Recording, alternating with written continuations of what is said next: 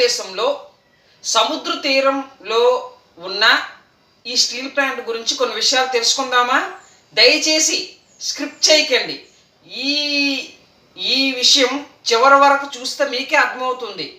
ఈ steel plant యొక్క చరిత్రలో కొన్ని విషయాలు తెలుసుకుందాం. మరి ఈ స్టీల్ ప్లాంట్ 1971 జనవరి 20న శంకుస్థాపన చేశారు.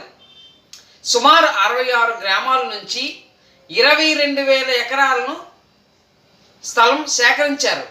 ఈ కర్మాగార నిర్మాణం కోసం సుమారు 20 సంవత్సరాలు పట్టింది. అప్పట్లో అంటే 1992లో అప్పుడు ప్రధాని పివి నరసింహారావు చేతుల మీదుగా జాతికి అంకితం చేశారు. 1963 వరకు భారతదేశంలో కేవలం 4 కర్మాగారాలే ఉండేవి. ఇప్పుడు ఈ కర్మాగారంలో 18,000 మంది పర్మనెంట్ ఎంప్లాయీలు మరియు 20,000 మంది కాంట్రాక్ట్ స్టాఫ్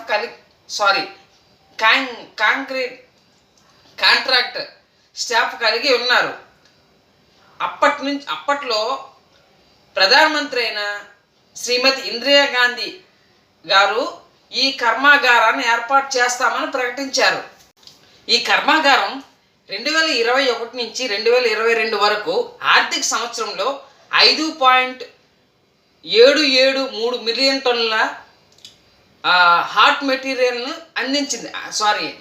అందించింది.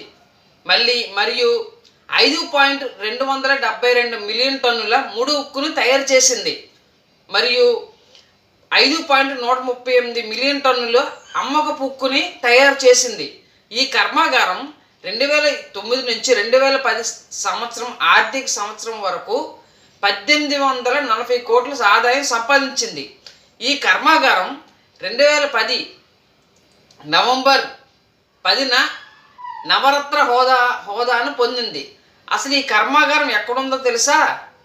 భారతదేశంలో తెలుగు రాష్ట్రాలైన ఆంధ్రప్రదేశ్ రాష్ట్రం విశాఖపట్నం జిల్లాలో సుమారు 26 కిలోమీటర్ల దూరంలో కలిగి ఉంది ఈ ప్లాంట్. ప్లీజ్ మేము చేసే ప్రతి వీడియోకి ఒక లైక్ చేయండి, షేర్ చేయండి, సబ్స్క్రైబ్ చేయండి. ఇక నెక్స్ట్ వీడియోలో కలుద్దాం. మరి థ్యాంక్ యూ టు ఆల్.